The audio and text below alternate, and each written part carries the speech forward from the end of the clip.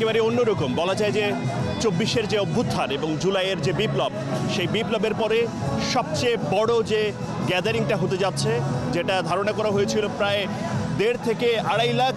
এখন আয়োজকরা যেটা বলছেন, জুলাই অভ্যুত্থানে যারা নেতৃত্ব দিয়েছেন, জাতীয় নাগরিক কমিটি এবং বৈশ্ববিদ্যালয় ছাত্র আন্দোলনের নেতৃবৃন্দরা যে আশা করছেন সেটা 3 লাখও ছাড়িয়ে যেতে পারে।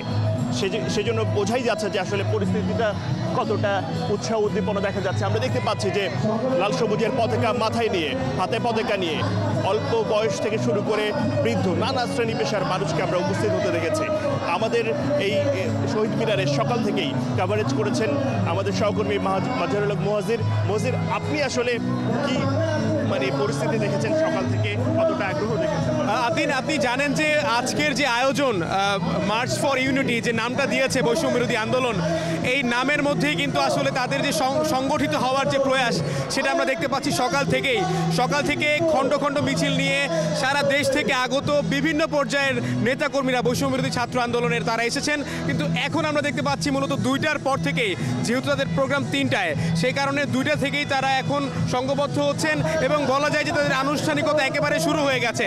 ভোর থেকেই আসলে তারা আসছেন এবং তার অবস্থান নিয়েছেন এই শহীদ মিনারে।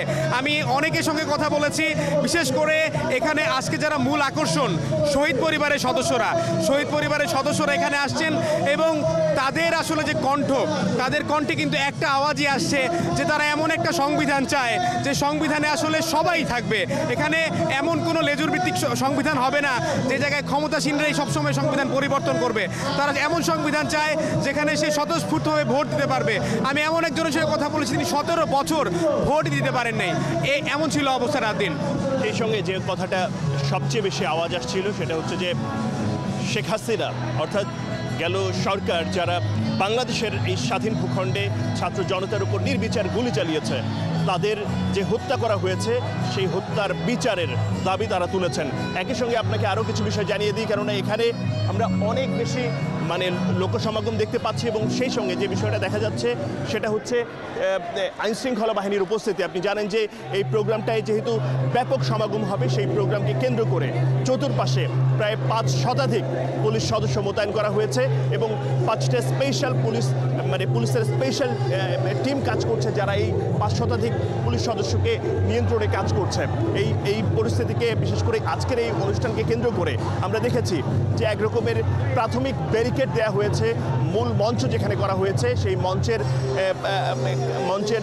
অংশে, অর্থাৎ শহীদ মিনারে ওঠার যে রাস্তাটা, সেই অংশে একটা ব্যারিকেড দেওয়া হয়েছে শুধুমাত্র আয়োজকরা এবং শহীদ এবং আহত পরিবারের যে সদস্যরা রয়েছে এবং আহতরা, তাদের পাশাপাশি আমরা দেখতে পাচ্ছি কেবলমাত্র সংবাদকর্মী এবং বিশেষভাবে যাদের এখানে আসা জরুরি সেই তাদেরকেই আসতে দেওয়া হচ্ছে। আমরা মোটা থেকে বলতে পারি যে এখানে মানুষের যে উপস্থিতি সেটা আমরা যতটুকু জানতে পেরেছি 3টা নাগাদই এখানে মূল যে আয়োজন সেটা শুরু হবে।